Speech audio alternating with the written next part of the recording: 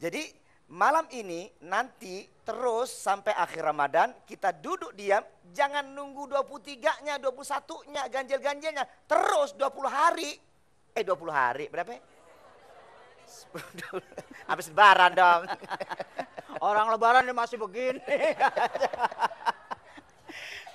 Jadi sebenarnya iktikaf itu cara kita komunikasi kepada Allah. Diamnya bukan diem-diem, bukan bengong, pelangak, kagak. Jadi Siti Hajar dan Siti Maryam dia punya masalah berat. Bayangkan tiba-tiba seorang gadis diberitakan berzina dengan seseorang. Bayangkan ya. Dan ada buktinya, perutnya melendung. Dibilang kagak berzina itu melendung. Dibilang iya nama siapa? Gitu kan. Mau diceritakan ini saya mah gak berzina, dia hamil sendiri. Kagak percaya. Akhirnya apa? Kemana-mana gak dipercaya orang, akhirnya masuk ke mihrab. Di dalam mihrab itu diam dan diam. Dia mengadukan kepada Allah dan menerima takdirnya. Bukan menolak takdirnya. Dia mengatakan, ya Rab saya menerima takdir ini. Saya ikhlas. Saya dijadikan satu bahan cobaan buat saya. Sehingga saya menerima. Akhirnya apa? Memiliki anak yang luar biasa. Ya, Nabi Isa alaihissalam. Itu terjadi. Jadi kalau kita sampai iktikaf. Ya kan? Ketika kita punya masalah yang berat yang sudah tidak mampu kita melakukan satu tindakan. Yang kita misalkan anggaplah kita sudah dituduh macam-macam. Udah kagak bisa bicara. Maka duduklah diam, bukan diam-diam sembarangan. Tapi komunikasi yang namanya silatun walikaun bainal abdi wa rabbi. Tapi ada sambung rasa antara hamba dan Tuhannya. Sambungnya bagaimana? Kalau cuman kita nyebut-nyebut nama Allah kita capek. Ya. Subhanallah, subhanallah, subhanallah, subhanallah, subhanallah, subhanallah, subhanallah. Semalam coba. Betul. La ilaha illallah, la ilaha illallah. Capek. Dari benar ucapannya sampai melengok. Melengok ya, itu bahaya nanti. Itu iktikaf, bukan itu. Itu bagian daripada memanggil. Qulit Allah awid ur-Rahman. Ketika iktikaf, panggil ya Allah namanya atau Ar-Rahman atau Asmaul Husna. Jadi biolah ya Rahman, ya Rahim, memanggil, namanya memanggil, ada wujud yang dipanggil. Ketika dipanggil, bukan wirid seperti kita biasanya, bukan Allah Allah Allah Allah, tapi manggil ya Rab, ya Allah, ya Allah, ya Allah, ya Allah, dan berjalan jiwanya disebut salik. Atau roji, kembali kepada Allah. Atau tabayatubu, taubatan artinya kembali. Jiwanya kembali kepada Allah hari ini, detik ini. Dan jiwanya bergetar ketika disebut nama Allah itu. Akan terasa kalau menggunakan jiwanya. Selama ini kita berzikir pakai mulutnya. Lihat ayatnya. Wadhkur rabbaka fi nafsika. Sebut nama Allah di dalam jiwamu. Bukan di mulutmu. Kalau jiwa yang berkata, mulut pasti berkata. Selama ini kita tidak, ya gunakan Allah Akbar, la ilaha illallah, la ilaha illallah, la ilaha illallah, la ilaha illallah, la ilaha illallah. Mak, kopi udah mateng, Mak. La ilaha illallah, la ilaha illallah. Ini salah semua ini. Di Al-Quran mengatakan tadarru'an wa khifatan wa dunal jahri minal qawli bil guduwi wal asal. Sebutlah nama Allah di dalam jiwamu dengan tadarru'. Tadarru' itu ada Allahnya, dia tundukkan jiwanya. Tadarru'an wa khifatan, dengan rasa khauf dan takut kepada Allah. Ketika orang takut kepada Allah, yajlibul buka min khasyatillahi ta'ala, akan keluar air matanya. Sebagaimana para sahabat Nabi ketika iktikaf, dia menangis ketika baca Qur'annya. Dia tergetar hatinya. Karena ashabu Rasulullah sallallahu alaihi wasallam tatma'u a'yunuhum wa taqsha'irru juluduhum 'inda sima'il Qur'an. Beliau-beliau sahabat-sahabat Nabi, ini riwayat dari Siti Asma, bahwa seluruh sahabat Nabi ketika duduk baca Quran, lalu dia tuh menangis ketika baca Qur'annya. Kemudian seorang sahabat namanya Ubay bin Ka'ab duduk di sampingnya Nabi ketika bulan Ramadan. Beliau baca Quran di samping Nabi. Lalu dia bergetar hatinya. Lalu bergetar dia menangis. Kata Nabi, "Hei Ubay bin Ka'ab, ightanimu du'a inda riqqati fa innaha rahmah." Langsung Nabi tahu. "Hei Ubay, panggil doa, segera doa. Kenapa? Rahmat sedang turun ketika riqah sedang turun di hatimu." Jadi, ightanimu du'a inda riqqati fa innaha rahmah. Segera berdoa ketika nanti mudah-mudahan hari ini kita dapat riqah. Riqah itu ketika sebenarnya malam tiba-tiba ada ternya itu. Ada getaran.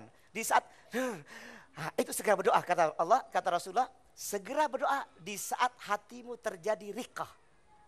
Karena doanya pasti dikabulkan.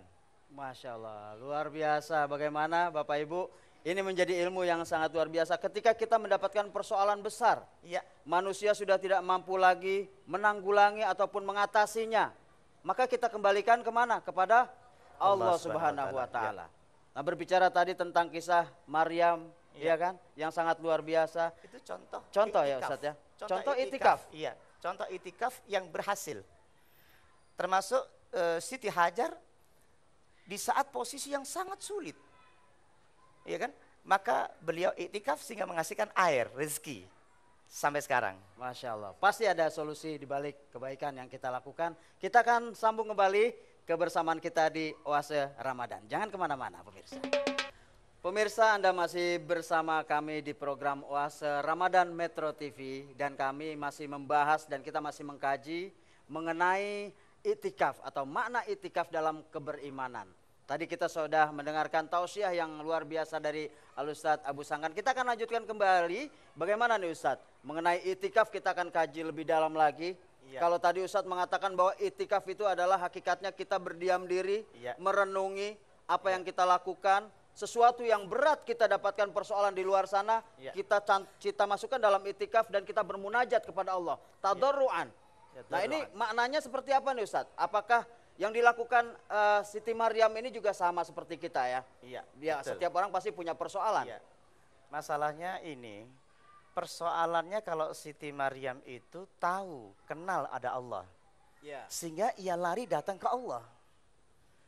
Kalau kita masih punya pikiran awang-awang sehingga pikiran kita melayang. Saya akan bandingkan antara pikiran kita kenal hantu, ya kan, dengan kenal Allah.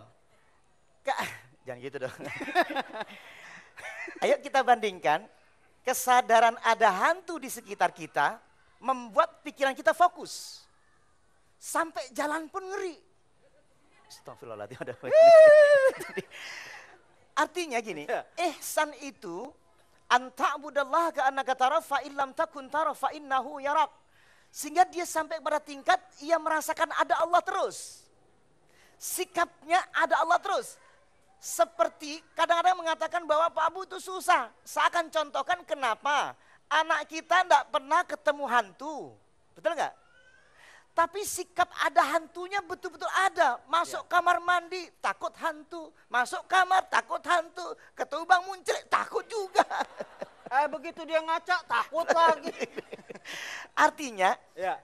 sikap ini sebenarnya bisa karena tidak pernah ditanamkan dalam diri kita. Allah itu ada. Faktanya ada. Maka Siti Maryam dan para nabi semuanya. Wa mimman hadaina wajtabaina idza tutla alaihim ayatul rahman kharru sujada wa bukiya. Orang yang dibukakan oleh Allah hatinya, dapat taufik oleh Allah Subhanahu wa taala, dia sebut nama Allah saja dia tersungkur, dia sujud di situ. Kenapa? Dia merasa ada Allah. Orang yang seperti ini segera dia lari ke masjid, segera dia iktikaf, dia diam seperti Maryam, diam. Maka ia berdoa dan pasti dikabulkan. Kenapa? Karena yakin ada Allah. Allah mendengarkan apa yang dikeluh kesahkan hati kita. Betul apa enggak? Selama ini kita datang ke masjid, tidak ada sakralisasi kejiwaan kita. Kita datang, maaf, saya sedikit membandingkan. Kenapa orang datang ke tempat Nyi Loro Kidul lebih sakral daripada ke masjid? Kalau ke pantai selatan, dilarang pakai baju tahu. Berarti bahwa sadarnya sudah dikasih tahu bahwa di situ ada Nyi Roro Kidul. Tanpa sadar kesyirikan sudah tertanam. Ketika kita masuk atau lewat di pantai selatan sudah ngeri. Nggak boleh pakai baju biru. Saya Madura, hijau itu udah ada, yang ada biru daun. Beneran tanya orang Madura, ada nggak warna hijau? Udah ada, yang ada biru laut, biru daun, ya, biru langit. Sama gitu. biru-biru kalau kejedot. Jas. Iya. Ini benar. Jadi saya agak terkejut di saat orang melihat sesuatu yang sudah tertanamkan. Kenapa di masjid seluruh orang ke masjid tidak sesakral orang datang ke tempat Nyi Jamrong, ya kan? Tempat Nyi Roro Kidul, mereka bersikapnya sampai sopannya pakai belangkon, naruh sesajennya sopan.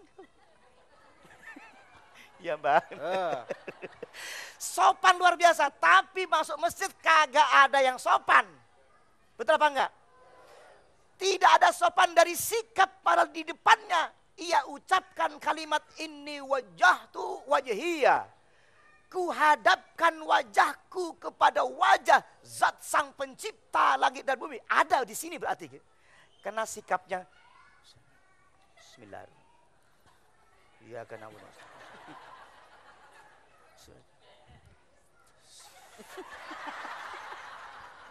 Nggak ada orang begini. ada.